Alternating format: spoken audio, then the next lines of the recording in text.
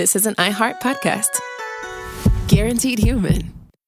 Stuff You Should Know is brought to you by Grainger. Grainger knows that if you're an HVAC technician and a call comes in, you need a partner that helps you find the right product, fast and hassle-free. And you know that when the first problem of the day is a clanking blower motor, there's no need to break a sweat. With Grainger's easy-to-use website and product details, you can be confident that soon you'll have everything humming right along. Call 1-800-GRAINGER, click Grainger.com, or just stop by. Grainger, for the ones who get it done. Work can be a little weird. Cringy training seminars, coworkers who won't stop talking about their plant, forgetting the mute button at an inopportune moment. We have to deal with a lot on any given workday. Sometimes it can feel hard to thrive and move forward in your career. Well, that's where LinkedIn comes in. LinkedIn helps you get ideas and insights from experts in your field, connect with people professionally, grow your network, and access tools designed to help you find the right fit for your next role. Whether you're just getting started, figuring out your next move, or looking to accelerate your career, LinkedIn is built to support you at every stage, because LinkedIn is the network that works for you. Visit linkedin.com/knowstuff to learn more. Welcome to Stuff You Should Know from HowStuffWorks.com.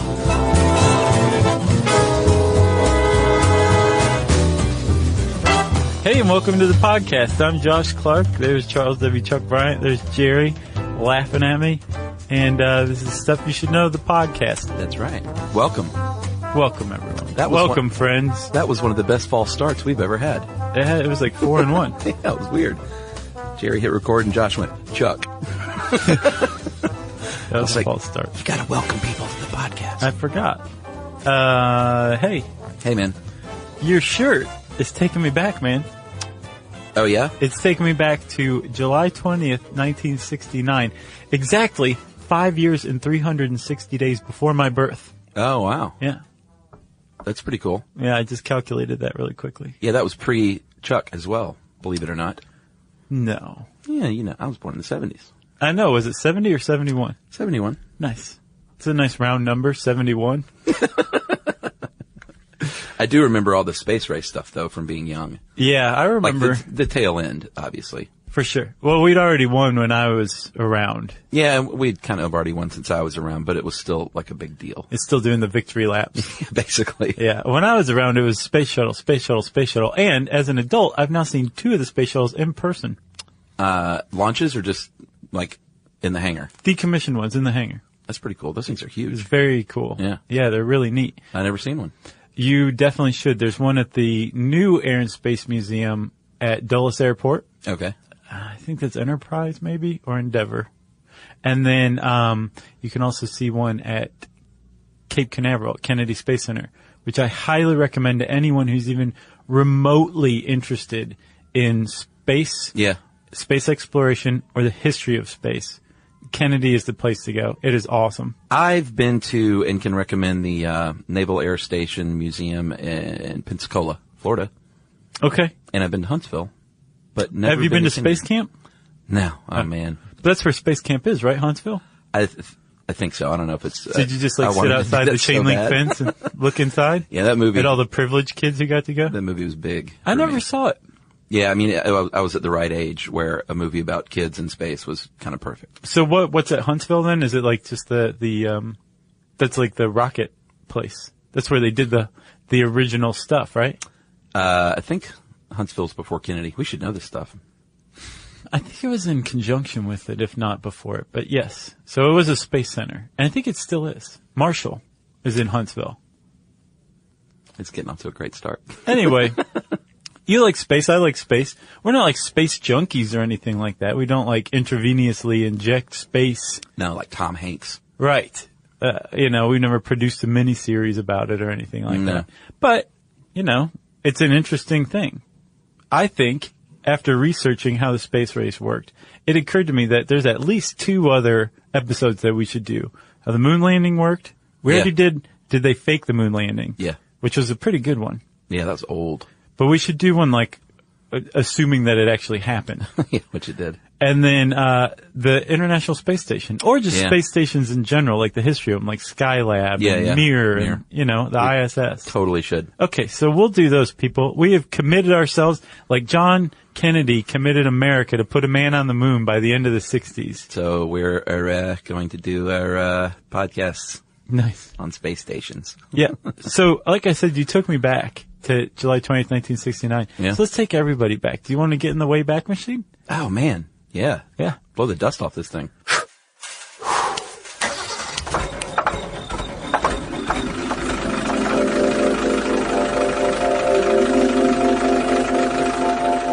Hey, did you leave like a half-eaten cheeseburger in here or something? It is funky. Yeah.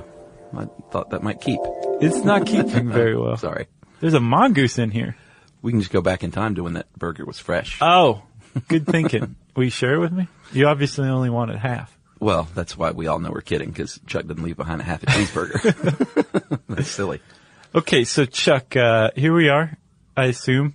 It's July 20th, 1969. Sweet. And we're going to listen in as you and I do a dramatic reading of the transmission between Mission Control and the Lunar Landing Module.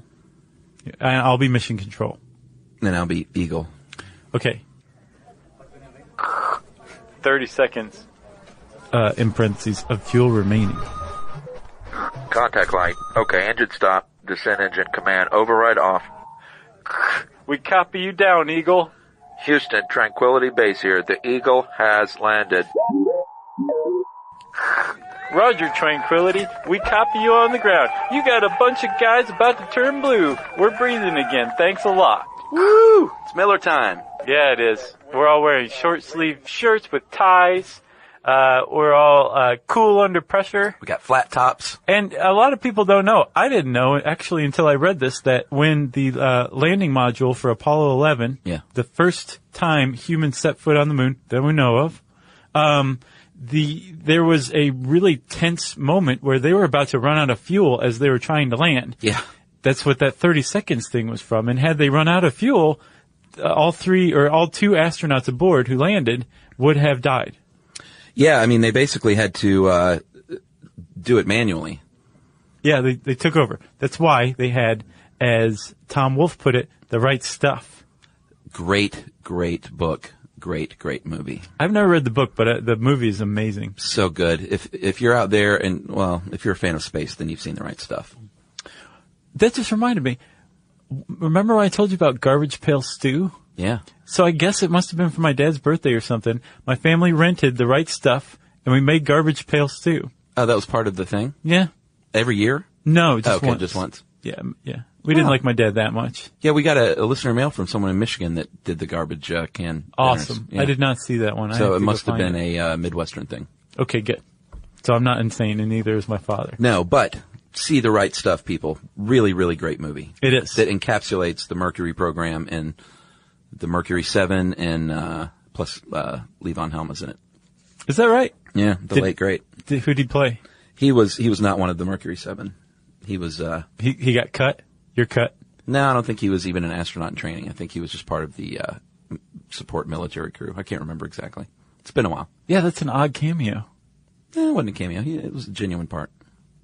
Right, but I mean, like, why Levon Helm? He acts. Oh, I didn't know that. Yeah, he was in Coal Miner's Daughter and Right really? Stuff, and he was in that Marky Mark movie a couple of years ago. What? Shooter? Sniper? One of Or the he was two. a sniper. Okay. Are we done? Yeah. R.I.P. Man, we got way off. Anyway, when Neil Armstrong set foot on the moon, Buzz Aldrin was close on his heels. That ended effectively a more than a decade of what was known as the space race. Yeah, very exciting time in the United States. Yeah. People were way, way into it. Yeah, it was like People cared. yeah, it was like how The Voice is viewed now. Oh boy, that's sad. You know? Yeah, I guess. I've never seen that show. Lying. If it really happens. Nice one. So the space race was we should define it. It was this Cold War byproduct Yeah. of the tensions between the U.S. and the USSR, Yeah. which were competing for utter dominance over the world, one way or another. Yeah. And out of that quest for dominance came an uneasy balance, a polarization, and you're either with one side or against them. There was very few neutral states. Yeah. And from this came kind of just a constant challenge. It was each country drove the other to try to advance technologically, economically, in just every single way. And it was kind of a really fruitful time, especially if you are into the whole military-industrial complex gig. Yeah. But from this competition, we reached the moon. The Soviets ended up building the Mir space station. Yeah. Like everything we know about space came out of this race, this tension between the U.S. and the USSR. Yeah, and it's pretty neat. Like the early space programs it was all brand new. So it wasn't like, let's see how much work we can get done up there. It was, let's see if we can get up there. Let's see if this guy won't die if we shoot him up there. Yeah, and it was like logical steps. Like, can we put a ship up there? Can we put a ship with a chimp? Can we put a ship with a human? Yeah. Can we put 2 humans? How long can they stay? Right. Can they dock with other ships and meet other astronauts? Can we actually trick them into drinking Tang? Yeah, exactly. And then eventually, we feel like we can get up there. Now we need to start accomplishing some things besides just getting up here. That's right. I mean, they brought back lunar rocks and things. Don't get me wrong. They had goals aside from hitting a golf ball on the moon. Right. But I just find it really remarkable that it's illogical that it was all just a series of steps. And each time we try to one-up one another, it was progress for the world. Yeah, exactly. For mankind, if Yeah. you will. And it's really difficult to overstate the effect that rivalry had. I mean, we'll kind of see that, if one achieves something, the other one was like, we've got to top you somehow by tenfold. Yeah, you know? send the man, we send the woman. Right. You know? Yeah. That was a good one. Like it was a lot of, everyone was thought trying to get a first in there. Exactly. I thought you were doing Sean Connery doing the, Hunt for Red October? no, they bring a knife. Oh. You bring a gun. No. If you thought that was my Irish accent, then I'm worse than I thought. Maybe I just am not hearing right. Okay. So the space race put us into space. Everything we now understand and know and have in space and a lot of stuff on Earth is directly related to the space race. And the space race we trace back to the Nazis. Yeah. It's funny. The space race was between the U.S. and Russia, but it was really Germany Yeah. that kind of started everything. During World War II, Nazi Germany had a world-class rocket program led by a guy named Wernher von Braun. Yeah. And von Braun, at some point during World War II, I guess saw the writing on the wall. He came up with the V-2 rocket, which was the scourge of Britain. Yeah, it was the first ballistic missile, and ballistic missile means it's not steered. It's fired on a trajectory, and then just regular forces of nature and mechanics run the show. Right. As opposed to a cruise missile, which is steered. But it could hit London from like a launch pad around the Baltic Sea. If they did their calculations correct. Right. Yes. So von Braun had developed the V-2 rocket, and at some point during World War II, I guess he saw the writing on the wall that he lost faith that the Germans were going to win. So he got together some of his fellow rocket scientists, literal rocket scientists. Yeah. And said, hey, let's surrender to the Americans. I'll bet you if we come to them and bring some knowledge and schematics and stuff, Yeah. that they'll just totally ignore the whole Nazi thing. And they were right. Yeah, they kind of were. Yeah. And Hitler pouted and died. Yes. And then we got these dudes, Van Braun in particular, and took them to White Sands, New Mexico, and said, you now work for us. And they said, great, because you guys got better food and cool cars and, yeah. And hot women. Yes. There's like everything you need in New Mexico. Land of plenty. You ever been to White Sands? No, I haven't. It's pretty cool. Van Nostrum went. Or no, he went to the Trinity testing site. That's really? not White Sands. No, I don't think so. No. So White Sands relocated to Huntsville, though, in Marshall. right. Yes. So I was right by calling it Marshall. Yes, Marshall Space Flight Center. So the Soviets did the same thing. They poached a bunch of Nazi rocket scientists and created their own program under the leadership of a very talented and apt Russian named Sergei Korolev. Yeah. And so basically it was von Braun versus Korolev, teams of Nazi scientists working in the USSR and the USA, working with, obviously, American colleagues, Soviet colleagues. And Germany's like, what about our space program? They were like, you're lucky we even let you have a flag right now. Yeah. And that was the start of the space race. That's incorrect. There was a program developed, a rocket program developed, another rocket program developed. And at the time, both of these nascent U.S. and Soviet rocket programs, they were designed to blow each other up.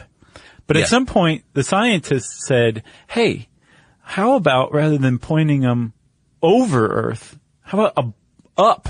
Let's shoot these things up and see what we can do.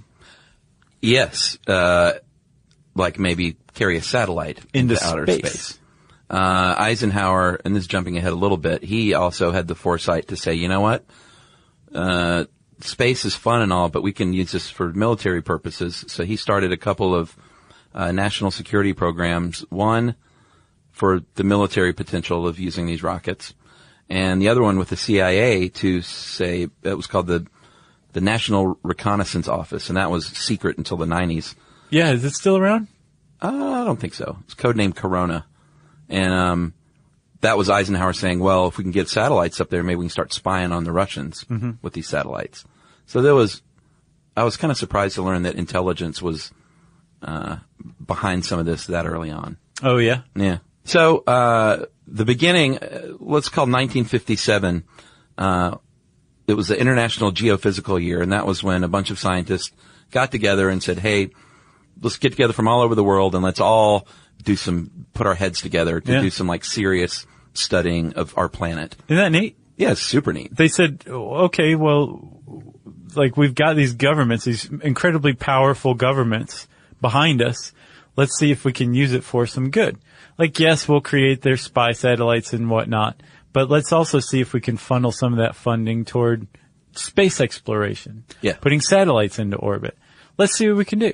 And they did. And as a result, both the United States and the USSR, as a result of this International Geophysical Year, said, we're going to be the first to launch a satellite into orbit. And the race was on. That was the beginning. What was that, 1957? That's right. And one thing is clear, if you know anything about the space race, is that the U.S. was getting their butts kicked in the early part of that game. Yeah. Like if this is a 4-quarter game, I would say at the halftime, they were probably losing. About the half. Somewhere in the half? They started to come back and maybe change momentum around the half. Okay. So like they definitely lost all of the first quarter. Okay. But if this is basketball, they had to run late in the second quarter maybe to get the fans fired up. Yes. Okay. Exactly. The Soviets definitely were winning early though, with their Sputnik 1, which means traveler in Russian. And they launched that on October 4th, 1957. So they were the first ones to launch a satellite into space. That's right. They scored that first point. They did. It was a big one. Well, it was a big one. They seemed to want to do things a little more robustly than Americans. Mm-hmm. Americans seemed to be a little more conservative, like with how many rockets can we put on it? How fast can it go? What should the payload be? Right. And the Russians were pushing the boundaries the Soviets. But they were Russian. Yeah, Ruskies. Yeah. But they had a payload much larger than the Americans were willing to try. Right. But we weren't too far behind. About 4 months later, on January 31st, 1958, we launched our Explorer 1. Right. And actually, we launched Explorer, which was finally attached to a Juno rocket, which was von Braun's design. And the reason we didn't launch one first was because for some reason, America had decided to go with a different rocket design and ignored von Braun's. Oh, really? Yeah, and space experts, historians say we most likely would have gotten one up there before the Soviets had we just stuck with von Braun's design because it would have been ready earlier and it proved that it could have worked. So we could have beaten them, but we didn't. And that's actually the first point scored by the Soviets. So after that, it was like, okay, well, what's next? What's the next logical step from there? Start NASA. Yeah. I guess so. We need a bureaucracy here. Yeah, in 1958, Congress passed the Space Act, and that's what created NASA. And the Soviets created their space program. Roscosmos. And said, let's do this in earnest. Let's do this. And it's pretty interesting when we're going to go over some of the differences here. It's interesting to see this early, some of the different approaches, just some of the basic approaches to what each nation thought was like the way to go. Yeah. So here's one of them. The Soviet rockets, like I said, were more powerful. Mm-hmm. So right off the bat, they were using more juice. Right. The Soviets were using what are called Vostok rockets early on in the beginning of their program. And the Americans were using Redstone and Atlas rockets. Yeah, and this is when we started the Mercury program, like we referenced in The Right Stuff. Right. The Mercury 7, Scott Carpenter, heroes, Gordo Cooper, John Glenn, Gus Grissom, Wally Schirra, Alan Shepard, and Deke Slayton. Those were some brave, like, they would be the guys today that are wearing like those wingsuits and jumping off mountains. Yeah. You know? They were the early, what do you call those? Thrill seekers. What's the word for them? Thrill seeker. Okay. Early thrill seekers. No, extreme. That's what I was looking for. Oh, Mountain Dew. Code Red. Mountain Dew. Go ahead. So I was going to say, you can kind of like, the programs were started and finished roughly at around the same time. Yeah. So you have the Mercury program going on in America initially, and at the same time, the Soviets are carrying out their Vostok program. Vostok. Okay. So another difference is that the Soviets were like, everything that they did super secret about it all. And it was tough to, you couldn't turn on the TV and get a lot of information about, the cosmonaut of the month. Which, by the way, I was like, how do you pronounce that in Russian? And apparently it's very close. It's Cosmonaut. Oh, really? Yeah. There's an Naft. F. Huh. Naft.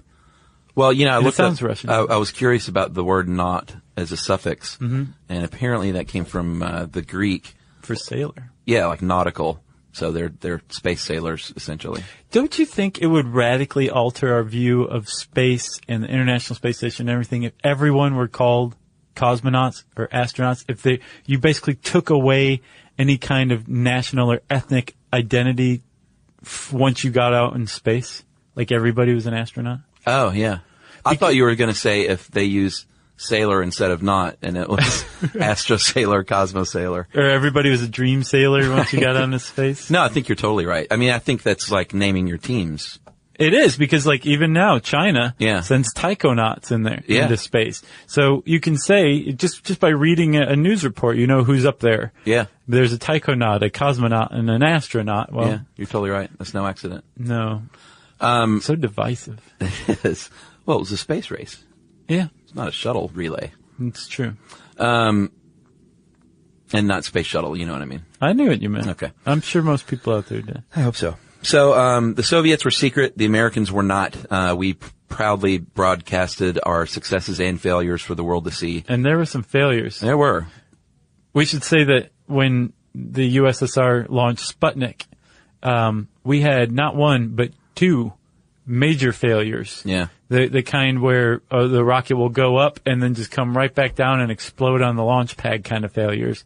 And they were dubbed things like Flopnik and Kaputnik.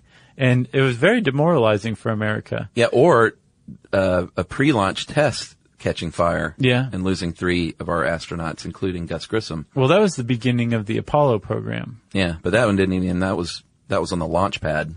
That was a test. Was that televised?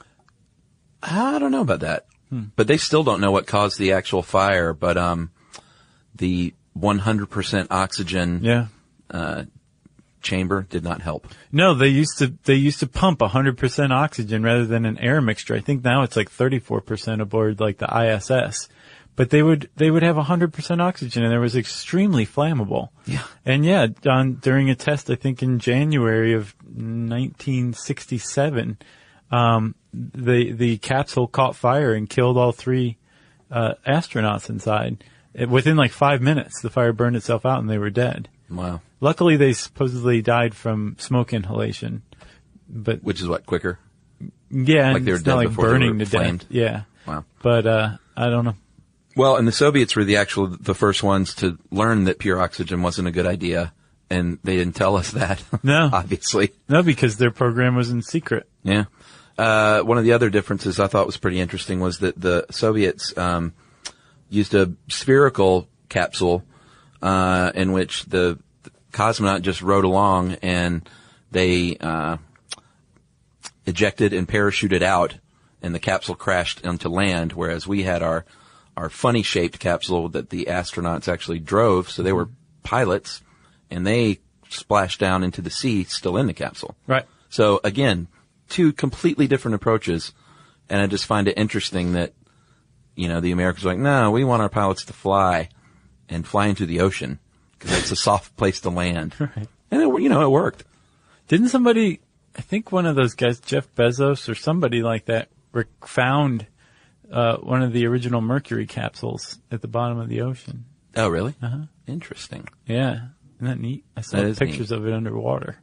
Well, the benefits of a spherical spacecraft is it can enter the atmosphere just however it wants to. Right. Whereas you got to kind of nail that with the Mercury capsule. It's Yeah. conical. You couldn't just go in there like upside down. Yeah, you have to use your boosters to thrust into place and adjust your yaw and all that stuff. Real pilots, dude. Yeah, well, it's like Apollo 13. That was one of their big concerns, was being accurately angled to re-enter the atmosphere, else they were in big trouble. That's scary. That was such a good movie, too. Yeah, that was good. The Vomit Comet. Yeah, You remember that? That's what they use for, to train. and to shoot. That's how they simulated Oh, zero did they? gravity. Yeah. Those poor guys. Yeah. I'd still love to ride on that thing. I bet it's awesome. Have you ever seen that footage of those girls like on the Vomit Comet or something similar? Girls? Yeah, there's 3 girls in the seat, and one of them throws up, and it just goes right back into her face and just kind of hovers there. Have you not seen that? No. I gotta send that to you. Is it real? Yeah. Wow. Yeah. Man, it is gross. What are they doing putting girls in the Vomit Comet? They like, what? No, I mean, not like 7-year-old girls. I mean, women. women. Oh, okay. We heard from our feminist listeners, and they said girls is better than females. Oh, They yeah. said girls is acceptable. I'm just going with that. No. I'm still amazed that people just say female if they're not talking about like a study or something.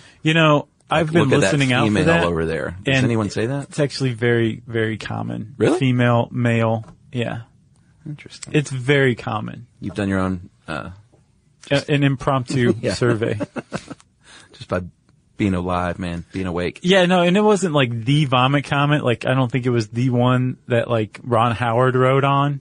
It was a ride at Disneyland. It's basically, it looks a lot like a light aircraft that's doing a nosedive, but they're basically weightless for a second. Wow. So it's obviously not a light aircraft, but it just looks small. But that girl just pukes in her own face. It is so gross. All right, so just to clear it up, Chuck wasn't saying that women should not be allowed in Vomit Comets, and Josh wasn't saying that the women in the Vomit Comets were 7-year-olds. Right. Okay. I think that was well put. Thank you. So, the Soviets scored the second point as well, second touchdown, if This you is will. a big one. April 12th, 1961, they actually put cosmonaut Yuri Gagarin into space, and he was the first man in space and the first man to orbit the Earth, and that was egg on the face of the U.S. at that point. Yeah. They were down 14-0. Yeah, I think if you could like give them a couple of touchdowns for that one, you should. 21-0? Yeah, I right. mean, like, Yuri was the first person in space. And again, apparently, America could have been the first, but it's actually better that, I guess Von Braun said, we need to schedule one more test. I'm not 100% Right. certain about putting a human in here. Yeah. And, they added one more test, which pushed Alan Shepard's Freedom 7 flight back by a couple of months, which put it a month after Yuri Gagarin's flight, right? Yeah. So we could have done it, but even if we had, the Russians still would have basically beaten us. They would have gotten at least some points, even for being second, because Alan Shepard's flight was basically shot up into a suborbital position Yeah. and came right back down. It was a 15-minute suborbital space flight. Which you can do now if you've got like $100,000. Pretty much. Yeah. What Yuri Gagarin did was he shot up into actual Earth orbit, and orbited the Earth, the entire Earth once. Yeah. And then came back down 108 minutes later. So That's 15 definitely two minutes. touchdowns. Yeah, straight up and down Yeah. in 15 minutes, or up full orbit of the Earth and back down 108 minutes. I mean, it's actually good that we came second in that anyway. Yeah, true. And that, Chuck, that lit the fire beneath America's bottom. Yeah. Like we got to get going. Yeah, because think about it. I mean, like, We're down 3 touchdowns. who wrote this one? Craig Freudenrich. Yeah. The doc. Right. He points out, like, this is the time of this followed the McCarthy trials. Yeah. The people did not like the Soviets. America really wanted to dominate, and we were getting our butts kicked publicly Yeah. by the USSR. Yeah. And it was demoralizing, but rather than let ourselves get beat down, Kennedy got with NASA and said, what can we do to beat these guys? Hey, everybody. I want to talk to you a little bit about Tide Evo because it represents over 10 years of innovation and product development. Tide Evo is a first-of-its-kind technology where tens of thousands of minuscule fibers are spun together to form a 6 times powerful layer packed with scrubbers, brighteners, pre-treaters, and fresheners. And that's going to deliver a breakthrough clean that's so powerful it feels like magic. Yeah, it is kind of like magic. Tide Evo is revolutionary. A 100% concentrated, waterless laundry tile that's made of compressed microfiber soap layers rather than liquid or powder. And it's not like pods or sheets because it uses 6 layers of detergent fibers to deliver superior cold water cleaning without plastic packaging of any kind. And it provides a mess-free, lightweight solution that dissolves lickety-split. So whenever you run into a laundry challenge, turn to Tide Evo. It's revolutionary. It's magic. Try new Tide Evo. Real laundry magic. Introducing the all-new Mazda CX-5, featuring more connection, Hey Google, where's the nearest Pilates class?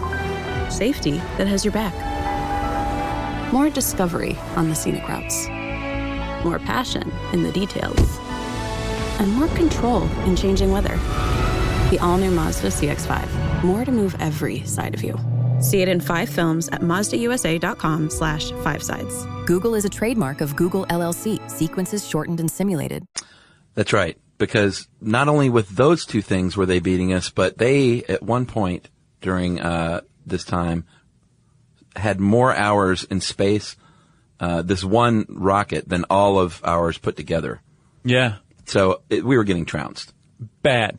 So they were basically just doing like victory lap after victory lap. Like they would send guys up and just orbit the Earth one after the other. Yeah, at the end of the Vostok program, Yeah. which was their first program, I believe. Yes, their first program. By the time they finished it, they had not only sent the first man into space, they sent the first woman into space, Valentina Tereshkova, and she orbited the Earth 48 times in Vostok 6. Yeah. During the Mercury program, I think the best we came up with was Gordon Cooper doing 22 times around the Earth.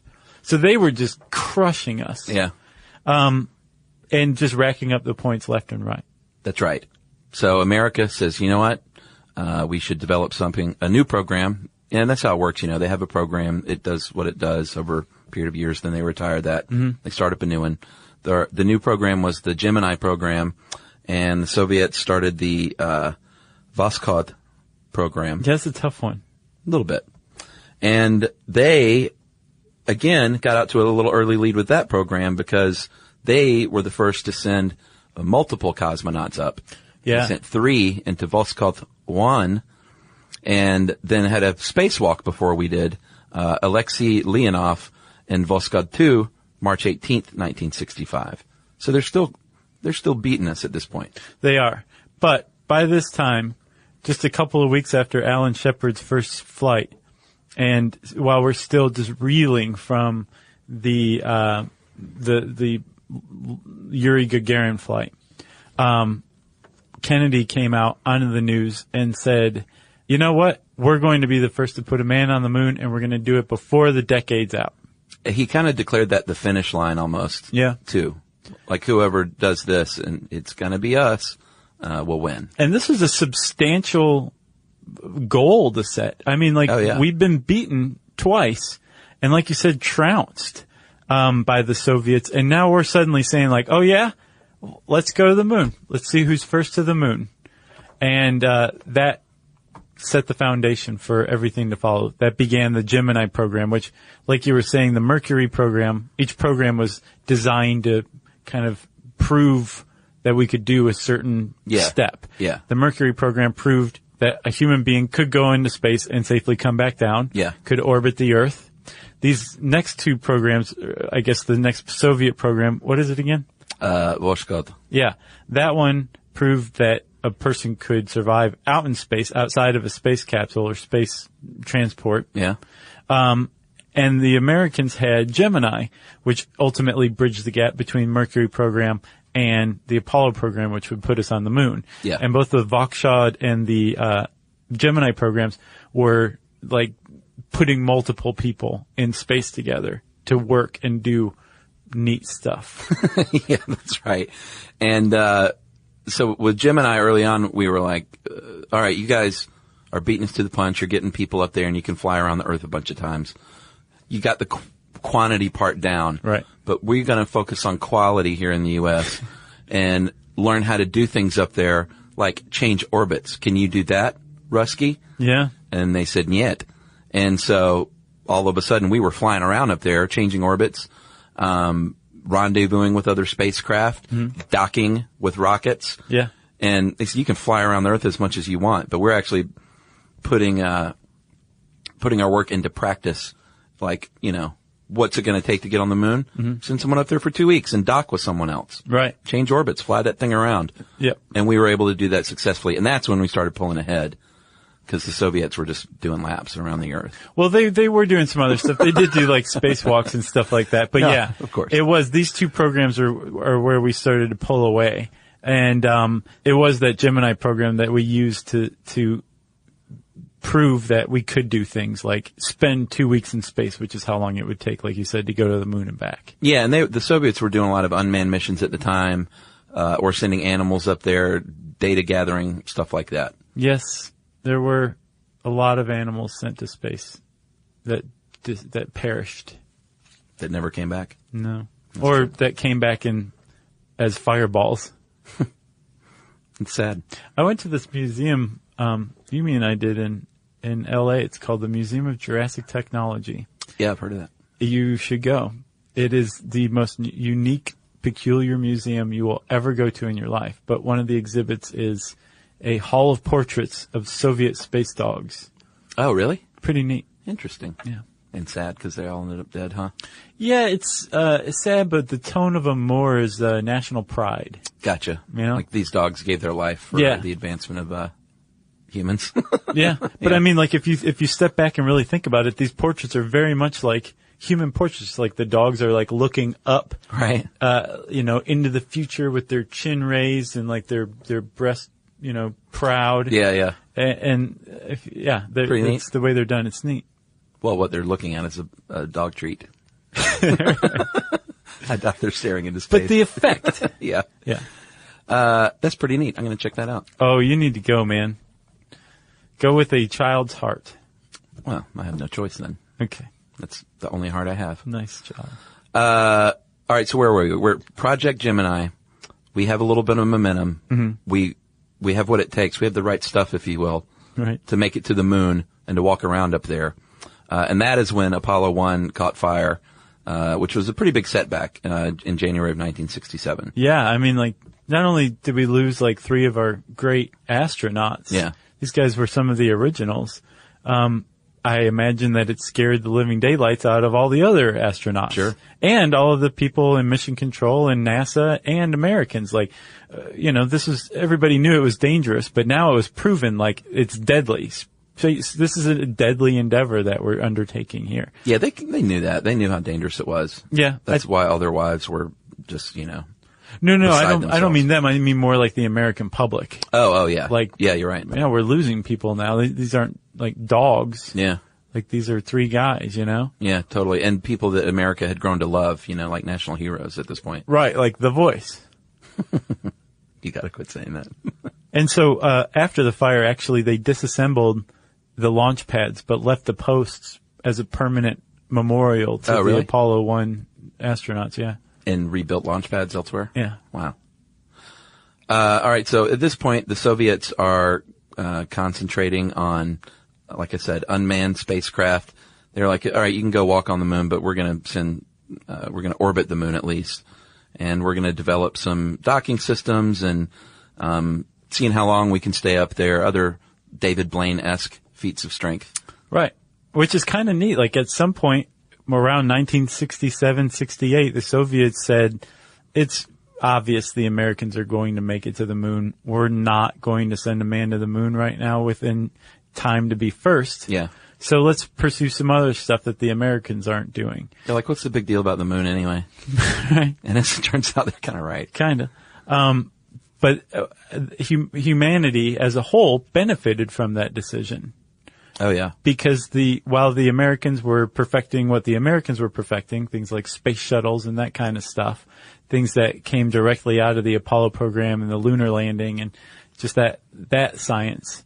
The Russians were, like you said, experimenting with things like docking systems, space stations. They ended up building the Mir. Yeah. And so after we had Skylab. Yeah, we had Skylab in the 70s, yeah. Which, again, go to the National Air and Space Museum. There's two. There's one at Dulles, and then there's one like on the mall in D.C. Yeah, I think I've seen that one. Yeah. It's like it's one of the main Smithsonian museums. Yeah. They have like a model of Skylab that you can walk through. It's so 70s-rific. It's awesome. Oh, yeah? Yeah. So we were experimenting with space stations, but at the same time, it was very apparent it wasn't the end of the Cold War. This is before the end of the Cold War, but after we landed on the moon. Yeah. Apparently, the Soviets and Americans said, hey, let's see if we can work together. And they actually did in a very symbolic, but also technically proficient manner. The Soyuz Apollo mission of 1975. Yes, and we'll talk more about that right after this break.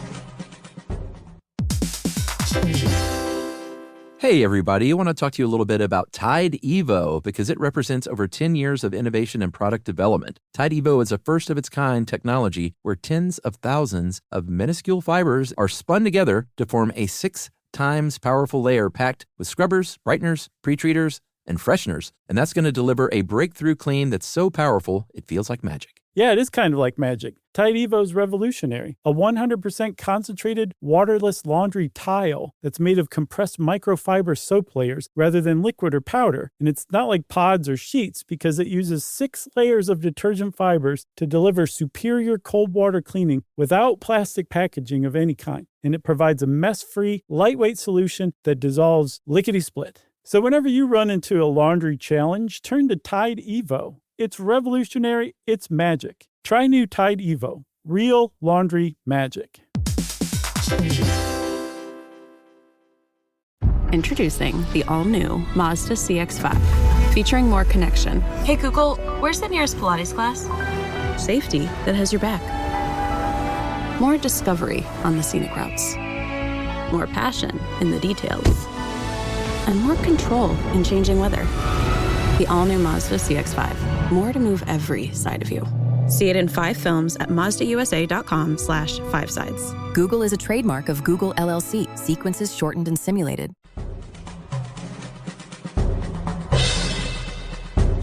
Man, that music, that's got me fired up. I know. Wow. We already won even. Yeah. At least the first time. All right, so we left off, you were talking about the joint Apollo-Soyuz test project, which was a really big deal to get together on this. And I'm kind of surprised even back then that they had the foresight to work together, you know? Yeah, but I think we still weren't like great friends as nation in the early 70s. No, and space was still a huge question as to whether or not it could or should or would be weaponized too. Yeah, exactly. So for the two dominant superpowers on the planet to get together was a big deal. Yeah, and that happened in 1975. They literally got together in space when an Apollo craft carrying 3 of our astronauts hooked up and docked with the Soyuz spacecraft with 2 cosmonauts, and they spent a couple of days, working and probably getting to know one another. Yeah, maybe drinking vodka. Yeah, they're probably like, we're not so different. We like to go to space and get drunk. Exactly. It's the best. Right. I like Tang. You like Tang. Right. Let's put some vodka in it. Exactly. So that was a big deal. And at least from that, it proved that we could work together. Our space agencies could work together. And it led to this age of cooperation that grew directly out of the rivalry. Yeah. And like we said, the Russians were kind of paying attention to living for the duration in space. Yeah. The Americans' big thing was the space shuttle. Yeah. We basically had like some cars that we could drive to the moon or space and back. Yeah. And we kind of put the two together. The Russians had the Mir space station, and in the 90s, their crews had worked in the 80s or 90s. I don't remember. Their crews, at least one crew had spent more than a year in space. Yeah. That was huge. It's super huge because part of the goal with all of these is, can we one day live in space? Right. Period. And so ultimately this joint cooperation led to the International Space Station, in the 90s. Yep. And if you go up to the International Space Station, you're going to see Russians and you're going to see Americans. Yep. And they're all up there working together still. Oh, but Chuck, that is possibly changing. Yeah. I guess I should have said had been working together nicely, like good neighbors. Because isn't Russia trying to like evict us now? Well, they're basically saying like, hey, you guys can't get up there anymore because...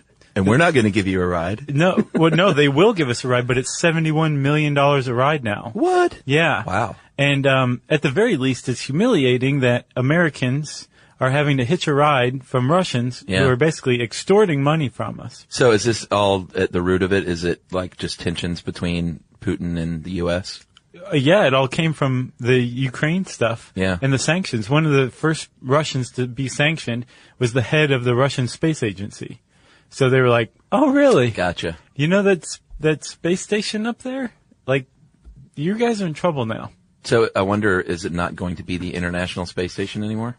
I think what Russia's basically saying is, watch what happens when we stop giving you guys rides. Right. And then we say, you know what, let's just let the space station fall out of orbit. Wow. We, Russia, will still have a spaceflight program, a human spaceflight program. You guys won't, because the International Space Station is the only piece of human spaceflight equipment that the United States has, because the space shuttle program was scrapped. Right. Wow. So the space shuttle was scrapped, like you said.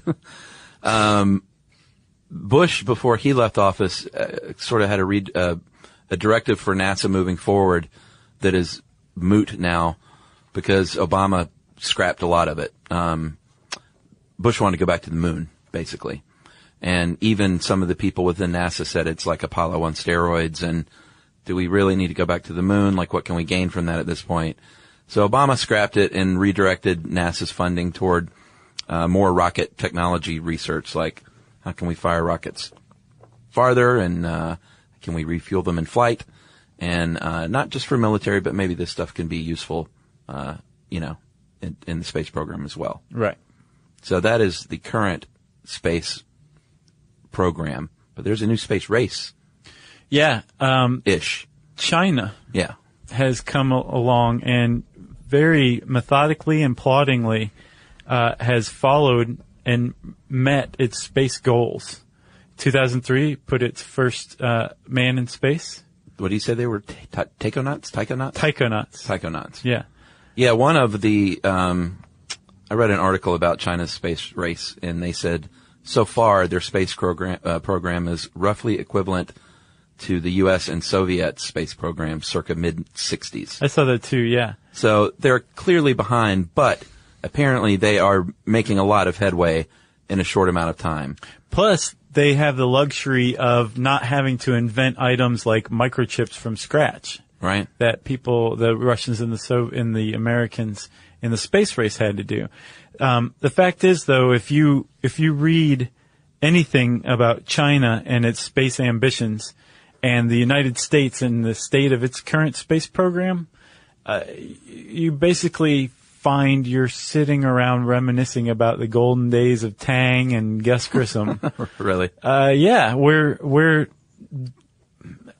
China's basically going to dominate space. They're poised to dominate space. They very cleverly have started a space station program that will come online the same time that the ISS, the International Space Station, makes its fiery arc into the Pacific somewhere, I read. Oh, really? Yeah, the ISS is going to come down sometime after 2016, probably 2020. Wow. And the United States will have no presence in space any longer. China will be the only game in town with a space station. Yeah. And I feel like, I don't know that this is true, but I feel like in something like space exploration, that's kind of something that you have to build on momentum. Once you lose momentum, you really are set back. Like all of these people who are working for NASA or who have been laid off recently, and as they age out and retire and all of that cumulative knowledge and organizational memory is lost. Totally. So even if we come to 10 years from now, 5 years from now, and say, whoa, we're a spacefaring nation. We need to get back out there. We've lost quite a bit already. Yeah. Not to mention in the ensuing 5 or 10 years where we start to lose exponentially more. Yeah, it takes a while to ramp that back up. And I agree. My fear is this, that we're going to take our typical, or what's come to be, our typical kleptocrat, view of things and just let private business handle it. We'll just let, SpaceX handle it for America. Right. They're addicted to money, so they're in their pursuit of money, we'll benefit as a nation. Well, that hasn't necessarily worked out for us with housing markets and stock markets and dangerous chemicals and that kind of thing. So while I do think that the true space race right now is between private industry amongst itself and private industry and China, I don't think that as a nation, by sitting back and just leaving it to private industry and virtually withdrawing our federal dollars from space exploration, that the United States is going to benefit in any way, shape, or form. Well, yeah, especially when you hear Ashton Kutcher is going up on Virgin Galactic. Yeah. How's that helping us? It's not. Angelina Jolie's up there, though. That's what matters. You, doesn't it? I don't know. I mean, I think it's neat, but it's one of those private space travel for the super rich. It's just like another thing for the super rich, like owning a yacht. Like, how does that benefit me? That if you've got several $100,000, you can take a suborbital flight, which is basically like a tourist. That's not advancing. I don't think that's advancing our space exploration at all. Just leave it to business. We'll see. And that's not to say that SpaceX or any of the private space industries aren't working to do things beyond send movie stars and rich people to space. No, they're working to send the rest of us to space too. It's just the rich people and movie stars are the ones who will have the money to hit that first price point. But surely they're doing other things too, though, like research, or are they not? Like that's what I need to look into. I would imagine that probably most of the goals of anything like SpaceX or any company like that is to make money from space. So I would guess mining, basically selling its services to space agencies, colonizing and selling moon condos. Sure, like India, Iran, these countries have space programs as well and are entering space themselves. SpaceX can go basically contract for them. They're doing stuff, but they're not doing stuff necessarily just for the pursuit of science. Right. Like for the U.S. even. Yeah. Yeah. I got a couple of things before we finish. Let's do it. So there's some inventions that sometimes are mistakenly attributed to NASA, which aren't necessarily true, but are favorites in space. Yeah, Velcro is the one I've always heard. That's wrong. Is it? Myth? Yes. It was invented in the 1940s by a hiker who noticed that little burrs were stuck to his socks and wondered how they stuck. I've heard that story. Looked closely. This is the true story. Looked closely and saw that burrs have little hooks and his socks have little loops, and that gave rise to Velcro. And Velcro is used a lot by NASA, so it's often wrongfully attributed to NASA. All right. This is a fun game, since you know this stuff. Okay. How about M&Ms? No. The popular candy that melts in your mouth and not in your hands. No, they also don't squish around in space. The candy-coated shell makes it great for space travel. But not invented for space. No. What about the joystick? Yes. Okay. That is the direct result of the space race. and the space programs. What about GPS? Yeah. Okay. Because you can't spell Global Positioning Satellite without Positioning. Yeah. Without It's satellite. system, isn't it? GPS is system. Yeah, it uses satellites. Yeah. So we also have the space race. You just botched that one. We also have the space race to thank for satellite TV. What about smoke detectors in your home? Yes. Because of space program? Space, yeah. What about Tang? So supposedly and the Dippin' Dots. the freeze-dried, the Dippin' Dots, I don't know, man. It's That was possible. supposed to be like the outer space ice cream. It's what the astronauts had. Supposedly, but I don't know if it was developed by NASA for them. Okay. Tang, no, it was already around. Yeah. Freeze-dried foods, the freeze-drying process was already around to freeze-dry blood to save for later. But then NASA adopted it to start freeze-drying food.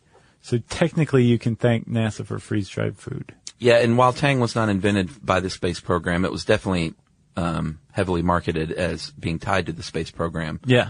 And it was a big deal. Like it was like people gave it to their kids because they thought it would make them go into space. Yeah, like stronger and smarter and little astronaut. Yeah, pretty much. You got what are some other ones? I have one more for you. Have you ever heard there's like this urban legend that the American space program and the Soviet space program both had this problem. The Americans, they needed to be able to write in space, but if you use a pen, pens are function by gravity. Yeah, and if you're in zero gravity, you can't use a pen. Yeah, Seinfeld had an astronaut pen. Right. Yeah. So supposedly that NASA spent millions of dollars in coming up with a zero-G pen, while the Soviets had a much better idea. Pencil? Was that really? Yeah. Wow. So apparently that's an urban myth. Both programs used pencils to start. But the Apollo 1 fire showed that you don't want anything that's even remotely flammable, like a wooden pencil, aboard your spacecraft. That makes sense too, sure. So NASA started using mechanical pencils, which were a couple $100 a piece. They were way overpaying for them. And then a man by the name of Fisher, who owned Fisher Pen Company, used his own millions of dollars to create a pressure functioning pen rather than gravity functioning pen, a space pen, which he in turn sold to the U.S. space program and eventually the Soviet space program for just a few dollars each. So the millions of dollars space pen is a myth. That's your Paul Harvey moment. Right. It's better than a Sputnik moment. You know me, I like pencils. And hey, shout out to our buddy David Reese, who wrote the quintessential books, How to Sharpen Pencils. Yeah. Book. Yeah. Not books. But if you want to know about sharpening pencils, that's the way to go. There's a book, and he will explain that. And he's a great, funny guy, then a friend. So yeah, he's a good guy. I always like to plug that. He's got a new show coming out. What? Nat Geo. Oh yeah. Yeah. What's it about? It's called Going Deep with David Reese, where each episode is like how to open a door, how to make ice, how to swat a fly, Nice. Where he goes deep into the how-tos of very mundane tasks. Nicely done, Reese. Yeah, I can't wait to see it. Yeah, for sure. You got anything else? I got nothing else. So if you want to know more about the space race, you can type space and race in the search bar at howstuffworks.com. And if this fascinated you, you should go back and listen to our Was the Moon Landing a Hoax episode? Yep. And our episode, Did Reagan's Star Wars Program End the Cold War? Both of them excellent episodes we've done. And you can find them both at stuffyoushouldknow.com/podcasts/archive. And we did a very special television episode about the private space race. So one of our 10 TV episodes, Stuff You Should Know, featured John Hodgman. Mm-hmm. And the gist of the episode is we have been invited to do some training for private space flight. SpaceX. Yeah, it's SpaceX. Yeah. And it's a fun episode, so you can get that on iTunes and Google Play and Or Amazon you can Instant. stay up until 4 a.m. and watch it on Science. Yeah, maybe. Yeah. Apparently they do show them late night now. Oh, like regularly? Yeah. Oh, cool. For weirdos. I'll have to watch those. If you already said all that, yeah. I think it's time, buddy, for listener mail. Okay, I'm going to call this breastfeeding from Becky. Hey guys, I'm a newer fan. I'm so glad to found y'all. I discovered your shows while looking for ways to spend the vast amount of free time I have during my day now. My husband and I just had our first child, Penelope. Do you have free time? Well, raising the kid. Sure. Not free. I wouldn't call that free time. I agree. I've discovered that breastfeeding is very time consuming. I think she means while she's breastfeeding. There's not a lot else. I got you. Okay. Basically forced to sit around for long stretches of time, unable to do anything besides think, read, or listen to podcasts. I feel as if our daughter is already leaps and bounds ahead of all the other 4-month-olds out there. And this is a while ago, so she's even older than that. Wow. She's been educated about how meth and crack cocaine work, sign language, human cannonballs, amputation, castration, diplomatic immunity, etc.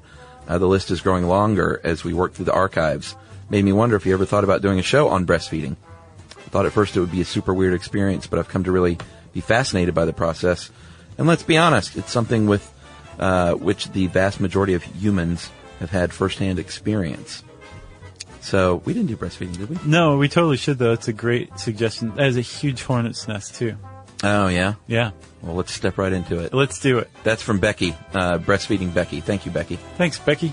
If you want to suggest an episode, we are always up for that. We love great suggestions like Becky's. You can tweet to us at SYSK Podcast. You can join us on Facebook.com/StuffYouShouldKnow. You can send us an email to stuffpodcast@howstuffworks.com. And last but not least, you can hang out with us at our home on the web, the coolest location on the internet. It's called StuffYouShouldKnow.com.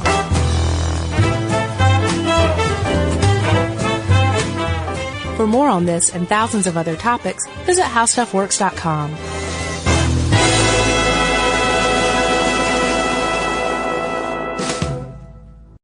Introducing the all-new Mazda CX-5, featuring more connection, Hey Google, where's the nearest Pilates class?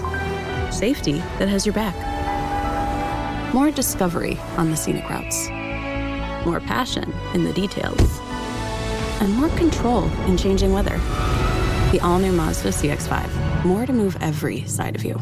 See it in 5 films at MazdaUSA.com/5sides. Google is a trademark of Google LLC. Sequences shortened and simulated. Hey, everybody. Here's a fact for you. In the United States, there is a break-in every 26 seconds, and that means that somewhere right now, an intruder is getting closer. And the problem with most security systems is that they only alert you after the break-in has started, and that's too late. Well, that's what makes SimpliSafe different. They use alerts. SimpliSafe's US-based live agents, they identify threats on your property and help deter them before they actually break in. So the intruder never gets into your house. The crime is stopped before it even starts. That's right. And another great thing about SimpliSafe is they have no long-term contracts. They give you peace of mind and great value with their monitoring deterrence plans because they just start at about $1 a day. Yeah, SimpliSafe sent us a setup years back, and I still use mine every day. Yeah, and apparently setup, you can do it by yourself in under 30 minutes, so it's a really good value and it doesn't take long. So if you want to experience the SimpliSafe peace of mind, you can take advantage of the SimpliSafe discount offered to Stuff You Should Know listeners. Right now, you can get 50% off your new system by visiting simplisafe.com/stuff. That's half off at simplisafe.com/stuff. There's no safe like SimpliSafe. This is an iHeart podcast. Guaranteed Human.